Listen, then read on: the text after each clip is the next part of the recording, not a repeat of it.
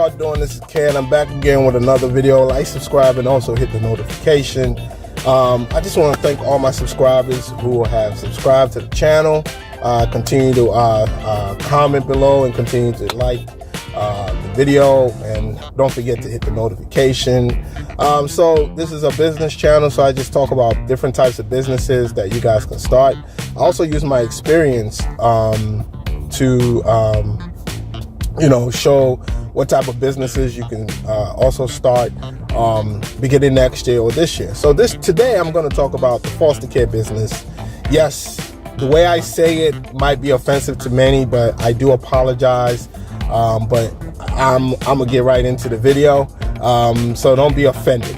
So foster care is, I worked as a case manager in the foster care system, and I place children in multiple homes and group homes and institutions, and there's various levels. So one day I was talking to a foster parent, and I asked her how much does she make, and she told me how much she made. I was like, wow. And this is tax-free. They don't take any taxes from it. You can also put a child. You can also claim the child on your taxes at the end of the year. So, so it's a business for a lot of people. It's a business, and some people stay home. Like, for example, I met this couple, husband and wife. The husband works.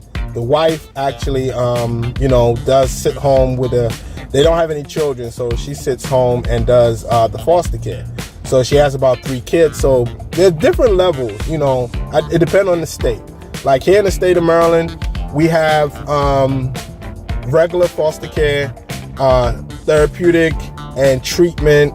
And yeah, we have those 3: treatment, therapeutic, and regular.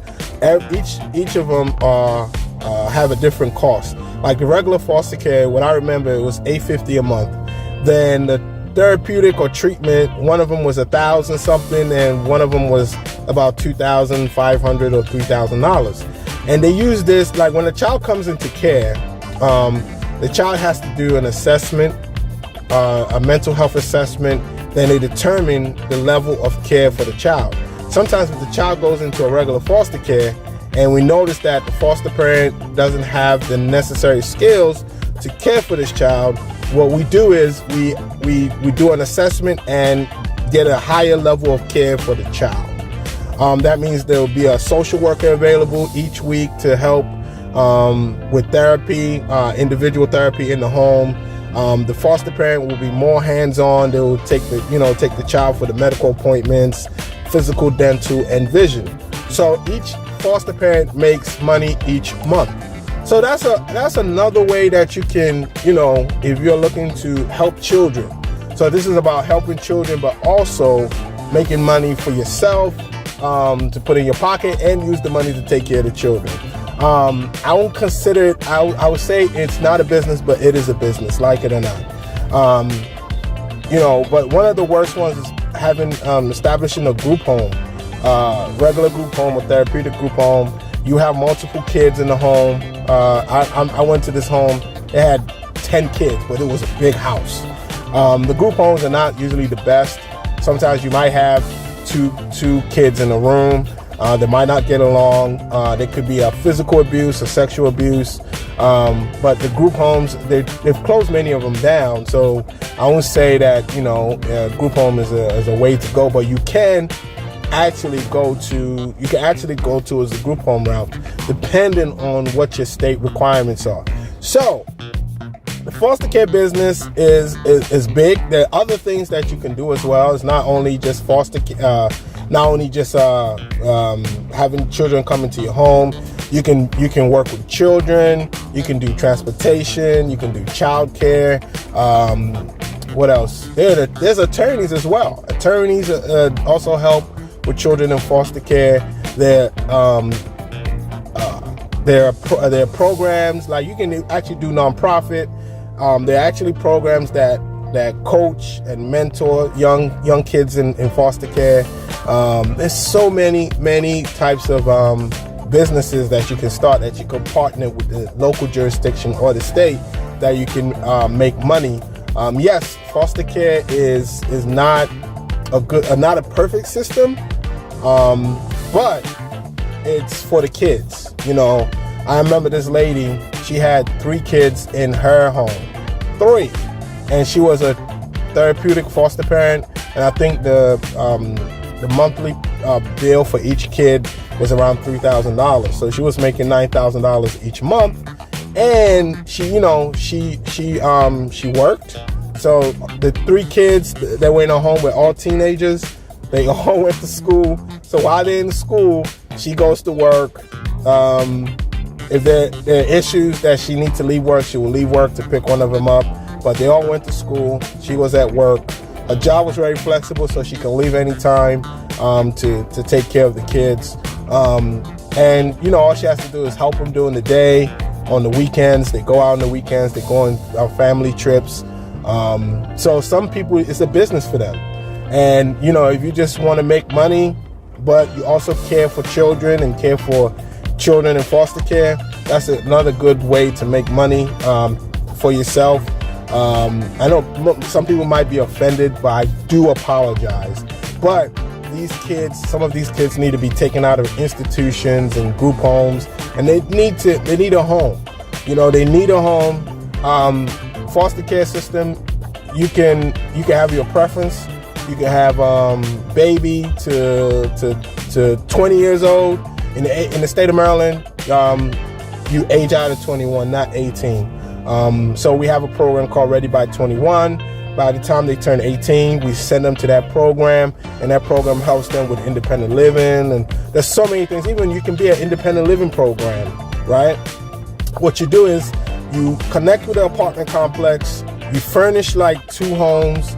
So when the kids turn 18 and they want to enter your program, they'll be in the independent living program. You have to provide wraparound services, education, employment, some therapy if needed, transportation. So these kids will not be in a foster home. So that's another business that you can look into, the independent living program, where teenagers can grow. Then when they turn 21, that apartment they're in, they can keep it. So I know in the state of Maryland previously, I had kids in apartments, they had roommates.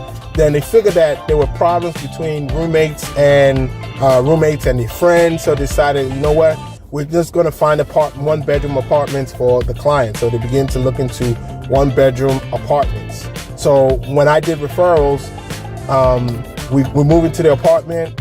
I see them in the apartment every month, and the agency gets paid by the state to supervise them. They sometimes will stop by at night. They stop by during the day. They help them with medical appointments, school, college, whatever. So that's another business in the foster care system. So it's not necessary that you have to be a foster parent. There's independent living programs that you can develop. It's a lot of work. It's a lot of work. But those are ideas that, you can do in the foster care, because these children, they need people to actually develop these types of programs so they can help more kids. Because like it or not, there are going to be more kids coming into foster care, physical, sexual abuse, neglect, all those kind of things. Kids will always come in to foster care. That's not stopped. And also currently with the evictions and all the people losing their jobs, they can't take care of their children, you're going to see more. Because I still have friends that work in the foster care system, and they tell me these stories, because that's where I started from. So that's another business that you guys can do. I do apologize again for anybody who was in foster care, who was in the system. I know people that were in the foster care that eventually started their own agency and started their own business, partnering with the foster care system. So there's so many, you can start your own nonprofit and give back to kids coming out of foster care. That's my idea too. So there's so many things that you can do in the foster care system, as a business, and also as a person that is giving back to the children. So there's many things that you can do.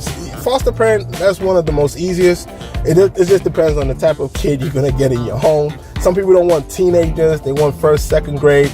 I remember I had this lady who I placed a 8-year-old with her, young kid, good-looking kid. About 3 days later, she called me. She said, "Hey, Mr. Sam, you need to come get this boy. He just called me a bitch."